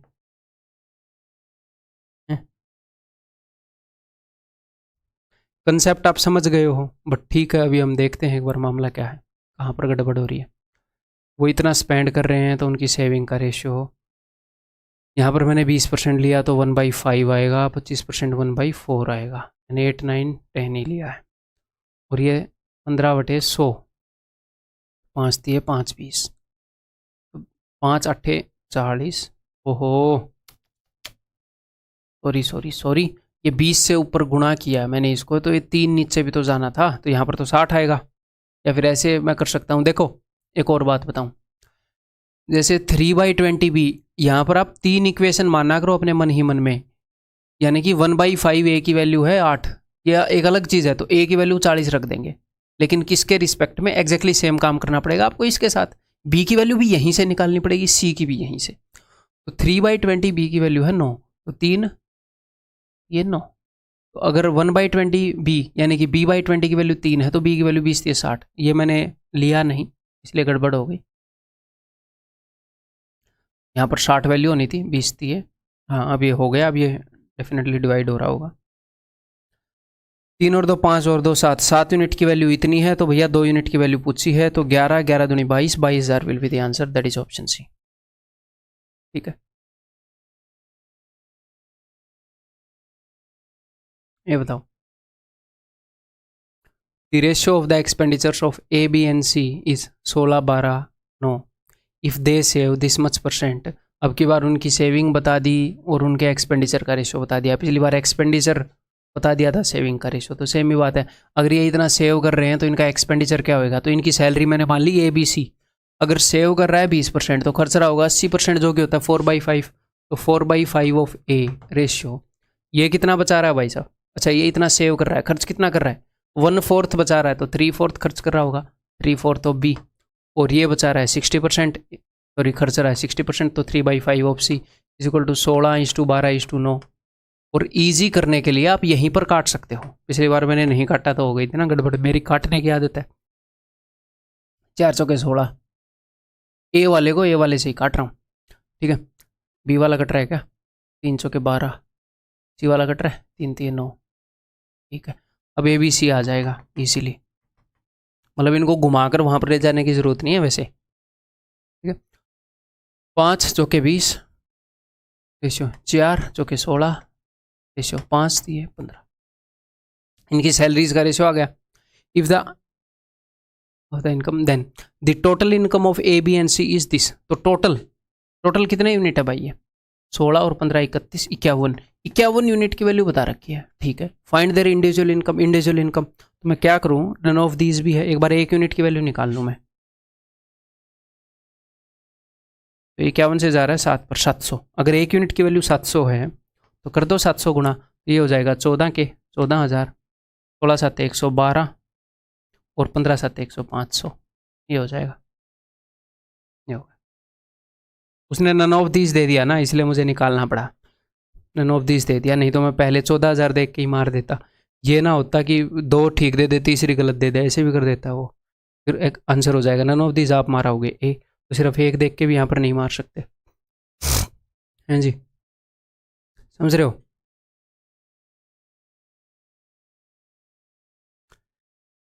A person distributes his pen among 4 friends in this ratio. What is the minimum number of pens that the person should have? इस रेशियो में बांट देता है। तो पहले तो रेशियो की शक्ल सुधार ले, रेशियो बहुत गंदे तरीके से दे रखा है। तो आप मल्टीप्लाई करोगे ऐसे नंबर से जो इन सब से डिवाइड होता हो, यानी कि इन सब का एलसीएम कोशिश करेंगे। अगर एलसीएम से नहीं भी करोगे तो गड़बड़ नहीं होगी, ठीक है। तो रेशियो को फिर से काटना पड़ जाएगा बस। तो 12 तो देखो 6 4 और 3 का तो 12 हो जाएगा, 12 पंजे 60 है एलसीएम। तो रेशियो हो गया 20 रेशियो 15 रेशियो 12 रेशियो 10। इनके अंदर कुछ कट तो नहीं रहा, ये देख लो, नहीं कट रहा। हो सकता है ना हमने एलसीएम लेने में गलती कर दी हो, तो क्या होगा, इनमें कुछ कटता हुआ मिल जाएगा। हो सकता है कोई बच्चा है एलसीएम 60 की जगह 120 ले ले गलती से, तो होएगा क्या, तो इनका डबल आ जाएगा मामला। तो फिर 2 कट रहा होगा ना, क्योंकि आपने एलसीएम में 2 एक्स्ट्रा ले लिया। एलसीएम गलत ले लोगे तो आंसर गलत नहीं होएगा, वो रेशियो को फिर से सुधारना पड़ेगा, ये मामला है बस। तो ये रेशियो हो गया। इस रेशियो में उसने पेन बांटे हैं, अगर उसने इस रेशियो में पेन बांटे हैं तो टोटल पेन कितने हैं यहाँ पर, टोटल पेन कितने यूनिट हैं? तो 15 और 12 27, 27 और 30 57, 57 यूनिट्स हैं। तो पेन क्या होंगे, पेन 57 का इंटीजर मल्टीपल होंगे। इंटीजर मल्टीपल क्यों होंगे सर? टोटल पेन इसलिए होंगे क्योंकि ऐसा नहीं हो सकता ना कि उसने उसको 3.5 पेन दिए, 7.5 पेन। क्लियर है? तो न्यूनतम उसको 57 का सबसे छोटा इंटीजर मल्टीपल क्या है 57, दूसरा क्या है 114, तीसरा क्या है, आगे जो भी बढ़ेंगे, ठीक है। तो उसने क्या पूछा, न्यूनतम कलमों की संख्या, तो वो 57 ही होगी, ठीक है। देन भाई टाइप्स ऑफ रेशियो, ये रेशियोज के कुछ टाइप्स हैं। ये अब तक अपने एग्जाम के अंदर आए हैं सर, अब तक अपने एग्जाम के अंदर नहीं आए हैं, लेकिन एक रिलेवेंट सा कंसेप्ट है। पूरी 5 मिनट लगेंगी, 5-6 मिनट इसको बताने में। तो एक बार सुन लो, अपने नोट्स में लिखोगे, एग्जाम में जाने से पहले 2 मिनट नज़र मारोगे, दिमाग में सेट हो जाएगा। इतना इसका काम, क्योंकि रिलेवेंट है, ठीक है। चलिए ऐसे देखते हैं। तो डुप्लीकेट रेशियो क्या होता है, हिंदी में इसको बोलते हैं द्विघाती अनुपात। अगर मैंने आपको बता दिया डुप्लीकेट रेशियो, वो पूछेगा कैसे, वो मैं आपको बता देता हूँ। मैंने आपको बता दिया कि A रेशियो B 4:9 है, वो आपको ऐसे बताएगा कि if A ratio B is 4:9 then find the duplicate ratio of A:B। A ratio B का डुप्लीकेट रेशियो, तो डुप्लीकेट रेशियो होएगा किसी भी रेशियो का डुप्लीकेट रेशियो पूछेगा ये। तो डुप्लीकेट रेशियो होता है कि पावर डबल कर दो, ये यानी कि डुप्लीकेट रेशियो क्या हो जाएगा, अगर ए और बी का रेशियो 4:9 है तो इनका डुप्लीकेट रेशियो हो जाएगा, इनकी पावर डबल कर दो जी। तो यहीं पर यानी कि द्विघाती, हिंदी में तो आपको मतलब समझ में आ रहा है, द्वि का मतलब 2 और घाती का मतलब घात पावर। द्विघाती पावर 2 करने पर अनुपात क्या होगा, अनुपात की पावर 2 करने पर कर दी हमने। अब डुप्लीकेट में पावर 2 कर रहे हैं, तो सब डुप्लीकेट में क्या कर रहे होंगे, पावर 1/2, सब लगा दिया उसने 1/2। तो सब डुप्लीकेट हिंदी में वर्गमूल अनुपात, वर्गमूल निकाल दो अनुपात की, हिंदी में तो सीधा सीधा पता लग रहा है यहाँ पर। तो वो हो जाएगा, अगर कोई ये बोल रहा है कि ए और बी का, अगर एग्जामिनर आपको ये बोले कि सब duplicate ratio of A and B is this, तो इसका मतलब वो √A और √B का रेशियो बता रहा है। और अगर वो रेशियो बताकर उसका पूछ ले, इसका √ कर दो। अगर मैं आपको बताऊं कि सब डुप्लीकेट या फिर वर्गमूल अनुपात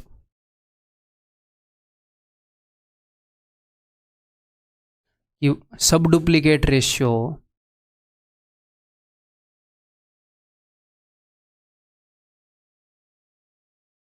of P and Q is 3:5 है, देन फाइंड P/Q। तो सब डुप्लीकेट रेशियो बताया है, यानी कि √P रेशियो √Q ये बताया है।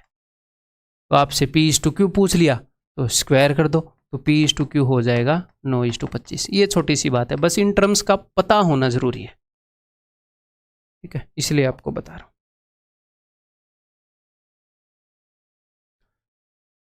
तो सब डुप्लीकेट क्या हो जाएगा, यहाँ पर पावर 2 करी है, यहाँ पर पावर 1/2। ट्रिप्लीकेट यानी कि पावर को ट्रिपल कर दो जी, यानी कि 3 कर दो, त्रिघाती। तो अगर A रेशियो B 4:9 है तो इनका ट्रिप्लीकेट रेशियो हो जाएगा A³ और B³ का जो भी रेशियो है, यानी कि 64:729। सर सब ट्रिप्लीकेट रेशियो क्या हो जाएगा, अब आप समझ गए होंगे। सब ट्रिप्लीकेट यानी कि इनके क्यूब रूट का रेशियो, क्यूब रूट ऑफ 4 जो कि नहीं निकल सकता तो ऐसे ही रखेंगे, क्यूब रूट ऑफ 9। एक नेक्स्ट है इनवर्स रेशियो। इनवर्स रेशियो का मतलब है, यहाँ पर आपको समझ में आ रहा है, या फिर इसका दूसरा वर्ड मैं बताऊँ, रेसिप्रोकल रेशियो, यानी कि जो भी रेशियो है उसका रेसिप्रोकल कर देना। व्युत्क्रम अनुपात, यानी कि अगर A अनुपात B 4:9 है, इनका इनवर्स रेशियो क्या होगा, इनका इनवर्स रेशियो होगा, जस्ट इनको उल्टा कर दो, 1/4:1/9। अब आप 36 से मल्टीप्लाई करोगे या ऐसे क्रॉस मल्टीप्लाई करोगे तो ये क्या आ जाएगा, ये आ जाएगा 9:4। अब आपको लगेगा सर 4:9 का 9:4 उल्टा कर दो, वो सही है, लेकिन अगर उसने 3 दे दिए तो एक्चुअल कंसेप्ट तो पता होना चाहिए। मान लो मैं आपको बोलूँ कि इफ़ A/B/C = 2:3:4 और मैं आपको बोलूँ कि इनका इनवर्स रेशियो, या फिर हिंदी में इसको क्या बोलते हैं, व्युत्क्रम अनुपात इनका बताओ। अब ऐसे उल्टा मत कर देना 4:3:2, क्योंकि एक्चुअल अंडरस्टैंडिंग तो ये है, उसका इनवर्स करना है। अब हम किससे गुणा करेंगे, इन सब के एलसीएम से, यानी कि 12 से। 2 छिक्के 12, 3 चौके 12, 4 3 12, तो 643 हो जाएगा इनका इनवर्स रेशियो, ठीक है। इनवर्स रेशियो का मतलब पता चल गया। Next compound ratio. Compound ratio होता है 2, 3 या 4 रेशियो का, मल्टीपल रेशियो का। कंपाउंड रेशियो क्या होता है, अगर मैं आपको ये बताऊं कि A/B = 2:3 और C/D = कुछ भी 4:5, तो कंपाउंड रेशियो क्या होगा, तो वो आपको ऐसे बोलेगा, compound ratio of A/B and C/D। ये सिंपली हुआ क्या है, A/B को एक बार ऐसे लिख लो आपको आसानी से समझाने के लिए, C/D को एक बार ऐसे लिख लो। तो कंपाउंड यानी कि इनकी गुणा पूछ रहा है वो आपसे। तो A/B क्या है, 2/3। C/D क्या है, 4/5। तो इनका कंपाउंड रेशियो क्या है, 8:15। That's it. तो वो 3 रेशियो का कंपाउंड रेशियो भी आपसे पूछ सकता है, ये जस्ट वर्ड है, इसका मतलब है ये यहाँ पर खत्म हो रहा है ना। कुछ भी मान लो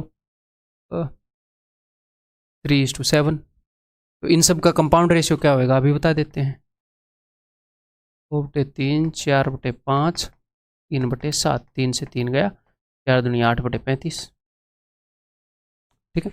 तो जब कंपाउंड रेशियो पूछेगा तो या तो मिनिमम 2 रेशियो देगा, उनका प्रोडक्ट बताना है, या 3 रेशियो देगा, या 4 रेशियो देगा। तो ये कुछ रेशियोज के नाम हैं, टाइप्स हैं, ये आपको पता होना चाहिए, अपने नोट्स के अंदर लिख लो। तो कंपाउंड रेशियो या मिश्र अनुपात में आप क्या कर सकते हो, प्रोडक्ट ऑफ मल्टीपल रेशियोज, कुछ अनुपातों का गुणनफल, गुणा करके एक रेशियो नया बनाएंगे, उसको हम कंपाउंड रेशियो कह देंगे। एक आधे क्वेश्चन कर लेते हैं कि अगर इनके ऊपर क्वेश्चन आएंगे तो किस टाइप के आएंगे, ठीक है जी। देखो 5 मिनट लगेंगे हमें। The duplicate ratio P and Q, P और Q का डुप्लीकेट रेशियो बता रहा है। इसका मतलब क्या है, डुप्लीकेट का मतलब है कि सेकंड पावर बताई है, द्विघाती अनुपात बताया है, यानी कि सेकंड पावर का रेशियो बताया है। द्विघाती अनुपात अगर 9:4 है तो P/Q तो आपको पता लग ही जाएगा, 3:2, स्क्वायर रूट कर लेंगे, आप बोलोगे जी हाँ। यानी कि पी और क्यू का रेशो बताने का एक तरीका है, डुप्लीकेट बता देगा, ट्रिप्लीकेट बता देगा। पी इज टू क्यू 3:2 है। पी प्लस क्यू दोनों का सम 80 है, दोनों का सम रेशियो में कितना है 5 यूनिट, एक्चुअल में कितना है 80, तो एक्चुअल वैल्यू रेशियो से 16 गुना है, 16 5 80। बोल रहा है क्यू की वैल्यू बताओ, तो इसका 16 गुना हो जाएगा। ठीक है, बताओ। सब डुप्लीकेट रेशियो बताया है ए और बी का, यानी कि अंडर रूट ए और अंडर रूट बी का रेशियो बताया है भाई ने। तो ए इज टू बी क्या हो जाएगा, स्क्वायर कर दो दोनों तरफ, 16:1। ठीक है जी। अगर ए और बी का डिफरेंस 60 है तो इन दोनों का डिफरेंस कितना है जी 15 यूनिट। 15 यूनिट की वैल्यू 60 है, रेशियो से कितनी गुना है एक्चुअल वैल्यू, 4 गुना है सर, तो एक्चुअल वैल्यू 4 गुना है। ए और बी का सम बताओ, तो रेशियो में इन दोनों का सम कितना है 17 यूनिट है सर, एक्चुअल चीज़ें 4 गुना है, 17 चौके 68, दैट इज ऑप्शन सी।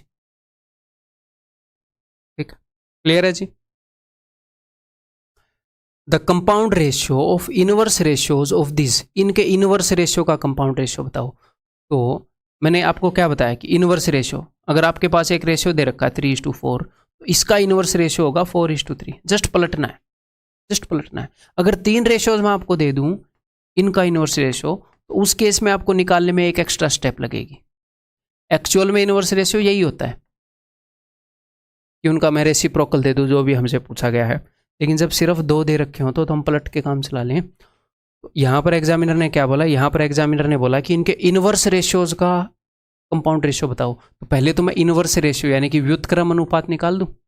इसका इनवर्स रेशियो क्या होएगा भाई, इसका उल्टा होएगा। ये x बटे में वाई जेड है, मैं इसको वाई जेड बटे में x लिख दूं। सर आप ऐसे बटे में क्यों लिख रहे हो, क्योंकि वो कंपाउंड रेशियो निकालना है तो वो ईजी रहता है। इसका इनवर्स रेशियो क्या है, इसका इनवर्स रेशियो जेड एक्स बटे में जेड, सॉरी वाई, उल्टा लिख रहा हूँ, बाद वाले को पहले लिख रहा हूँ, एक्स वाई बटे में जेड। तो ये 3 इनवर्स रेशियो आ गए, इनका कंपाउंड रेशियो बताना है तो कर दो भाई गुणा। ये लो कंपाउंड रेशियो गुणा ही करना होता है। एक्स से एक्स गया, वाई से वाई गया, जेड से जेड गया, एक्स वाई जेड। तो उत्तर क्या आ गया, compound ratio X Y Z बटे में 1। रेशियो निकालना है ना, 2 टर्म होनी जरूरी है, तो X Y Z is to 1, option B. Clear है, समझ में आ गई बात। तो वही अपना कंसेप्ट लेक्चर 2 भी क्लियर हो गया है। उम्मीद है कि आपको इंटरेस्टिंग लग रही होंगी चीज़ें, बर्डन नहीं पड़ रहा होगा आपके ऊपर, और मैं आपको रटवा नहीं रहा काम का की चीज़ें, मैं आपको समझा रहा हूँ, और उसके बाद आपको याद तो ऑफ कोर्स रखनी है, लेकिन हम बिना वजह याद नहीं रख रहे हैं, हम अपनी समझ को डेवलप कर रहे हैं, है ना। और ऑफ कोर्स आपको 2 3 6 2 × 3 6 है, ये आपको कैसे पता है, आपने समझ भी लिया है, लेकिन अब तो आपको रटा हुआ है ना, 8 7 56 आपको रटा हुआ है। तो हमने ये चीज़ें याद भी रखनी है जो मैं आपको बता रहा हूँ, नोट्स इसीलिए मैं आपसे बनवा रहा हूँ, ये सारे पॉइंट याद रखने हैं, आपने बार बार रिवाइज करने हैं, लेकिन हम अपनी समझ डेवलप कर रहे हैं। समझ डेवलप करने से क्या होएगा कि स्ट्राइक हो जाएगा, कहाँ पर कौन सा मेथड यूज़ करना है, क्या करना है, क्यों करना है, कुछ भी उसने चेंज कर दिया कंसेप्ट के अंदर तो आप उसको कर ले जाओगे। इसी मटेरियल को बार बार करोगे तो वो कुछ भी कर दे एग्जामिनर, आप कर ले जाओगे, गारंटी देता हूँ। अगली वीडियो में मिलते हैं।